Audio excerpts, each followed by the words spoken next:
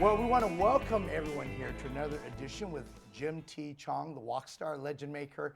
We're interviewing some great people to capture their stories. You notice my hat here and also little ping pong here.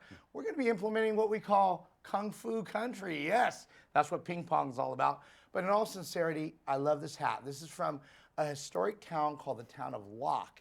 It always reminds me where I came from. There's a great story behind it. Check out Locke, that's L-O-C-K-E, and you can see the city. It's the last remaining Chinese rural town in the United States. But I want to tell you, I'm extremely excited to have one of my incredibly favorite people that join us on the karaoke circuit. He's beyond that, and what I mean by that is he's taken his life to a different level, going full-time in the music industry. That is none other than Derek Leggins, the international entertainer, and also with Derek Leggins singer. So I'm just so excited to have you here. So thank you so much for joining us here. Thank you so much for having me today. So we want to find out a little bit about your story, because I believe the story is the most powerful thing that we can have that can really impact people's lives. Tell us where it began for you. What was it like growing up for Derek Leggins? Were you rich? Were you poor? What was going on there? No, kind of a middle-class family.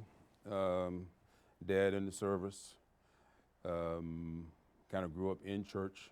So from around 3 or 4 years old is where I kind of found someone told me I had a singing voice, or, you know, good for plays and that type of thing. So I was always selected for somewhat being in front of the camera. So you had plays that were going on for, you know, certain things, Christmas, Thanksgiving, things like that, Easter.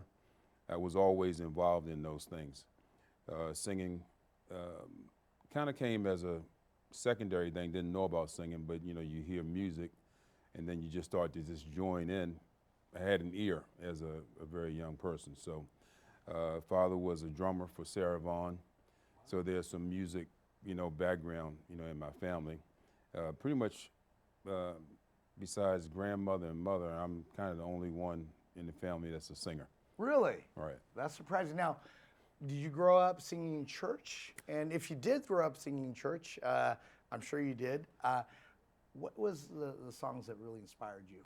Well, you know, you learn one song as a young person, like right away, and that's the Lord's Prayer. So that's something that you learn as a young kid. Matter of fact, all these songs you learn as a young kid, but they stay with you like a lifetime.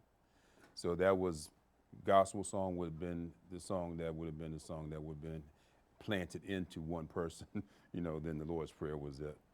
So that was the beginning of that. I go to church, I'm a Christian. I don't know the Lord's Prayer. Really? Actually, how does that go? I know the Lord's Prayer, but I don't know the song. How does that go? Our Father, which art in heaven, hallowed be thy name. Wow. Now, one thing I want to say, I appreciate you following us on the circuit here for citywide karaoke. You know, we're in various cities and stuff. Yes. You come and you join us. I didn't realize when I first met you what we really had. But I can tell you, we've got some great singers. You know, you are taking it to the next level. I love your voice here. You are a soprano? No, I'm a bass. No, you're a bass. Okay. But I bass. can Now, sing soprano wait. if I need Now, to. you did not say baritone. Is there a reason? Is bass different than a baritone? Bass is definitely different than a baritone. Baritones are usually just below tenors, and they kind of sing mid-range of things. Bass is just a level most are not able to achieve. So it's just taking it to another level at the bottom of the scale of music. Is that what Megan Trainor was singing about? It's all about the bass, all about the No. Anyway. All right. Well, I just wanted, this is for you guys. I'm going to do you a big favor here, all right? So with your voice, you have a deeper voice. I've seen different people definitely enjoy you singing. Yes. And we're going to talk a little bit about the career, the path you're taking here. As a man, you're singing to the women. I remember inviting you to some of these events, and the women are just flocking around you, right? And they're just having a good time, right? Yes. Does having that deep voice really help you, or is it just the sheer talent? I What think is it's intriguing once people actually hear you say just your speaking voice, but when you start to sing, I think when they hear the resonance of your, your sound, it's something that kind of it gets deeper inside of you as a person. So I think I'm able, because of tonality, able to touch more people and emotionally kind of, involve you in what, whatever I'm performing myself. growing up, in terms of your voice, were you always known to stand out because of your deeper voice, just in the way you speak? Well, deeper came in, gradual process. So naturally, as a younger kid, your voice is not going to be where it is right now, right? But around 13, 14 is when it really started to go into a deeper range. And as a kid growing up, I was enchanted by that voice from other singers. And when I started to hear them, I just said, I want a voice like that. I want a voice like that. I like that right there. So I wanted a voice like that. So I would come home every day from school. Vocal groups were a thing during that time of growing up. So Temptations naturally, Four Tops naturally, Dramatics and people like that, those type of groups. So it was a thing to come in and sit down with one record, play that record over and over and over and over and over again, and then try to achieve every voice that's on the record. So I did that. So by doing that, I was able to go from first tenor to bass. Now, you talk about listening to the music over and over and over again, right? Who are the people that you listen to that you really looked up to, that really inspired you in terms of your singing? Well, I guess it would have begun with Billy Eckstine, because he Billy had, Eckstine, what right. group? Billy Eckstine was a solo singer, Okay. but was a bass voice type singer. So it graduated, through time. So Lou Rawls would have been another inspiration to that. Larry Graham would have been another inspiration to that. Barry White, certainly another inspiration to that. So, and Isaac Hayes. So those singers, for the bass lines of the things that I wanted to do, were the inspiration for me to want to have this voice like they had. Wow. Well, guys, if you're a little jealous, you're not alone. I'm sitting here feeling like I need to get lessons from you to speak a little lower. But I wanted to ask you, with the people that are singing today, maybe I'm missing it, but I don't see that many bass singers or baritone singers that are singers. Now, I talked to Floyd Smith. He's with a fantastic group right now, the Fifth Dimension, traveling with them. For you, do you see very many bass singers? And is that what you're trying to achieve, to be a singer, like a soloist singer? Right. Well, the market for my tonality of voice, there is no market. There's only a couple entertainers that are out there that have the same range that I sing in. And at the time, there were probably 5 or 6 in that same group, all very successful, all doing different type, music, but all still very successful in that tonality. Today, you have maybe 1 or 2 in that, range of voice, and there's a void that I can fill. Great. Right. So that means that you'd accept a major sponsorship. If they threw a couple million at you, you'd be pretty happy. Absolutely. Okay, money drives everything. You know that. That's a whole other Absolutely. topic, guys. But I wanted to mention, I wanted to bring us to the present here as well. It's great to see the people that have inspired you in the present. You were there. Larry Avent, shout out to him. Incredible himself, a vocalist. He's taught me a lot of things. He does a lot with how we sound for citywide karaoke. And when you come in, you do just a bang-up job. I really didn't understand who you were. But, I talk to Larry sometimes, and we talk about how sometimes musicians feel like, or singers, they feel like, I don't want to do karaoke, I'm above it, or whatever.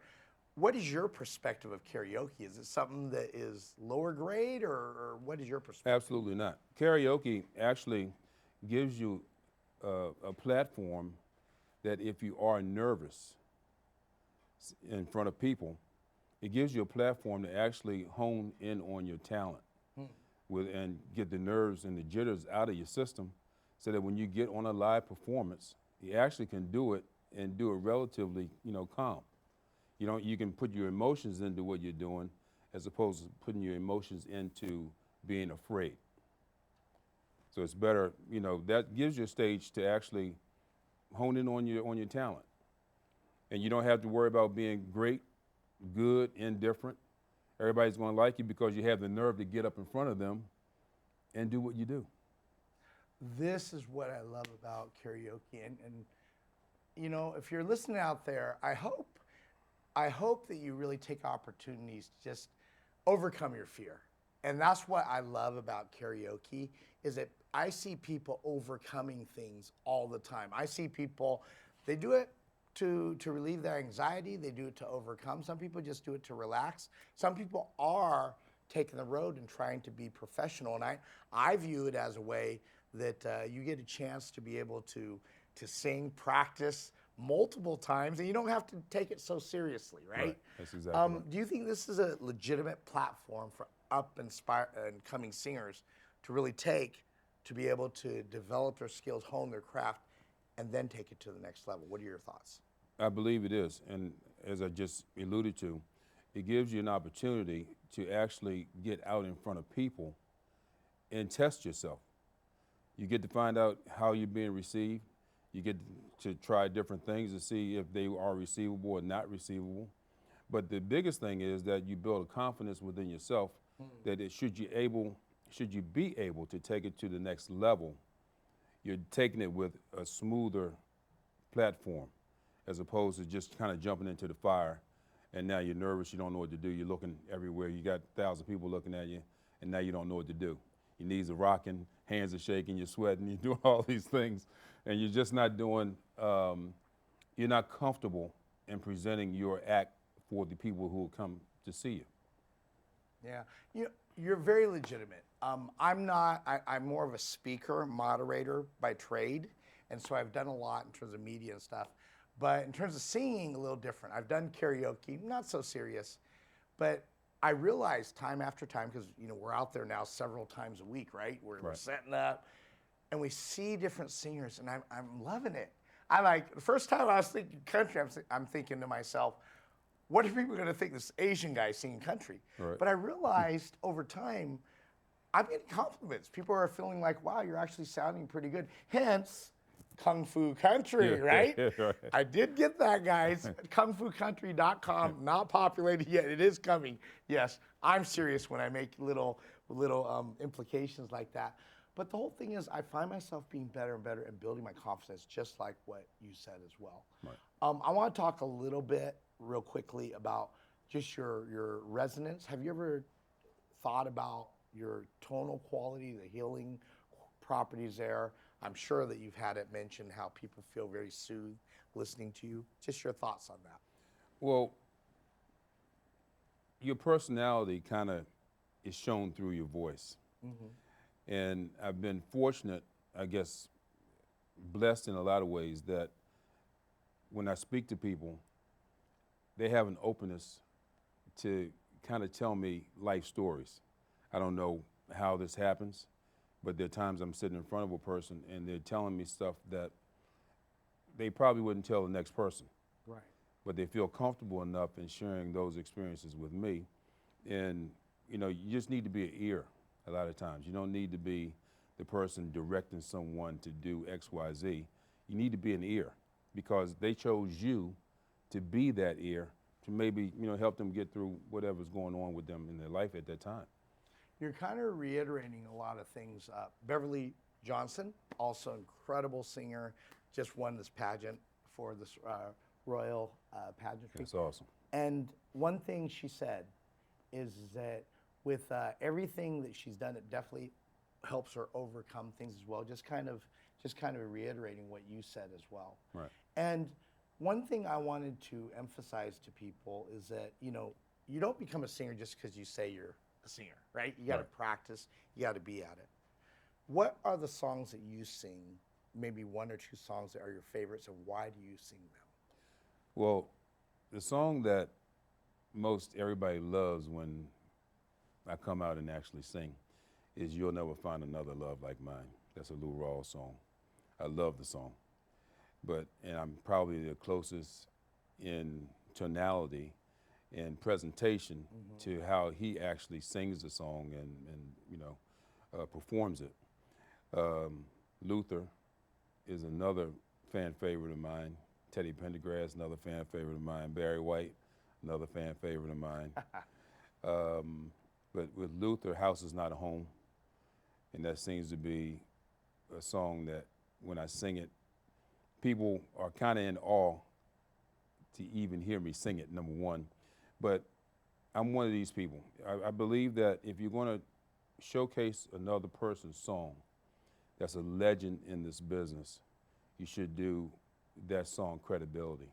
You should do the artist credibility. And if you can't do it in a credible way, you should not sing it or perform it. You should stay off of it and work on it until you get to a point where it is a professional presentation. Not just get up and just go at it and think that, okay, this is all right. Well, you're not giving that artist credit for being the person that they are, became, and who you're trying to represent. You know, I think those are really good nuggets of wisdom that's embedded exactly what you said here. And, you know, with you, I know you've done some great performances. What are some of the groups that you have performed with recently? Well, and in the past? In the past. Currently, I'm with the Legends of Motown, and I'm with the Four Tops, and also with the Spinners. So those are the shows that I'm working on touring right now around the country. Soon to be going international. So that's what I'm doing currently with shows. Individual shows, I'm doing shows here and there, casinos and places. So we've been throughout the United States at several different casinos in several different states. And it's been a wonderful experience. Been well received every time I've gone out and in the shows and photo, ops and things like that. And the biggest thing I guess I get from that is that the people that actually approach me tell me how great a smile I have and the energy that I give them, and that does a lot for them as they're sitting there enjoying the show. Yeah. Well, I can see why. I mean, you're definitely somebody that really draws a crowd, and especially the women. So single guys, take heed. Lower your voice. Start singing Lou Rawls. You'll never find that. I don't know. Right. Well, is that okay? Did I do it right? That's okay. All right, very good. But I chose country, okay? So okay. I don't know. Maybe I'm all about, losing that marriage, wrecking the car, all that stuff that country talks about. I need to take country in reverse so I have the perfect life. But in terms of people that are out there, there are a lot of people that are genuinely hurting sometimes, in the world. Singing, I've come through some various people that sing for a variety of reasons, okay? Right. People are really, I'd say in this day and age, really looking and searching for something. People get confused with all the social media and all the things that stimulate us, especially the children. I would like to hone in on the children here, right? There's a lot of people that really are looking for direction today. Right. What is your advice to those people in terms of how they can get involved, whether it be singing or something else? Let's talk about singing, because that's the forte. Well, music in itself is uplifting. There are different genres of music that are going to appeal to everybody. So, like the specific songs that I sing, actually kids enjoy the songs that I sing. But it could be also because of presentation. It could be just, as you see a person, you look at them and you like what they have on, or, just how they present themselves. And that person says, I like that. Yeah. And now want to become, a follower of some type in what it is that, that person is doing. So again, music is inspiring to a lot of different people in different ways. Genres of music have changed the culture of music throughout time. But you'll notice time does not change music. Music always evolves in a circle, just like fashion and all other things that we do in life, they all evolve in a circle.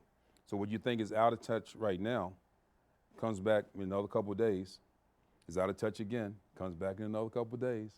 It always evolves around in this circle that we never get rid of. We never ever get rid of. So if you listen to younger people singing right now, they're sampling all the songs that are from the 60s, 70s, 80s. True that. They're sampling all those songs. They're singing them different, but they're sampling music from those songs because that's where music actually resonated. And they're now understanding, okay, I like that. I like a little piece of that. I like a little piece of that. So just take snippets of these certain things, put it together to make something that's current that sounds like it's brand new. Really, it's not. Because if you're from that time, you can hear, the passage of music that also shows you that, okay, it came from this era. We're just moving it forward to 2024. That's all. Awesome. Well, I think if you're older, definitely think of music as a way to connect with people, as a way to really change a lot of lives. I know Larry and I, we go to senior facilities, sing to them. We have such a good time just watching their smiles, knowing we've made a difference for them. So if music in any way, shape, or form affects you, consider picking a song or two, even if you're not a singer. Just get involved there. It's a great way to connect with people. If you're of the youth generation, the upcoming generation, please consider music again as a way to be able to bring people together, to be the positive influence I know you want to be. And so with that, Derek, it is great having you here. Any final words from you? Well, I want to take this opportunity to thank you for allowing me to grace your stage today and share some insight to the music as far as not necessarily business, but just the attitude that you need to have to progress through and make your life be what it is if singing or music is a part of. There's a lot to the music business. It doesn't mean that you have to be out front to do it. People come to shows, they come to see a person in the band, they come to see a person who's an engineer, they come to see several different aspects of whatever this production is. But it's what involves them into the music or entertainment industry that they come to see these particular things. So me being an entertainer and a singer who's out front, I'm going to enchant someone to do what I do. But there are other facets of all this entertainment business that anyone can do. You don't have to necessarily be a singer. You don't necessarily have to be a musician, but you can be in the backside of this and be the greatest of all of it. That's exciting. And I want you to think about just the things we talked about here, and I'm feeling inspired just by talking to you. Hey, a lot of good things for single men here, if you listen, for the youth, for the older people as well. But it does bring back memories. Music is just something that brings people together. Get involved in music somehow, some way, shape, or form. Again, this is Jim T. Chong, the walk star, legend maker, and I want you to say hello to Ping Pong. Say hi to Ping Pong. Hi, Ping Pong. And so he also is involved in the interview just as much as I am, and you're involved in the interview. Everyone, have a great rest of the day. Think about how you will change the world. And remember, never forget where you came from and live your life to where you want.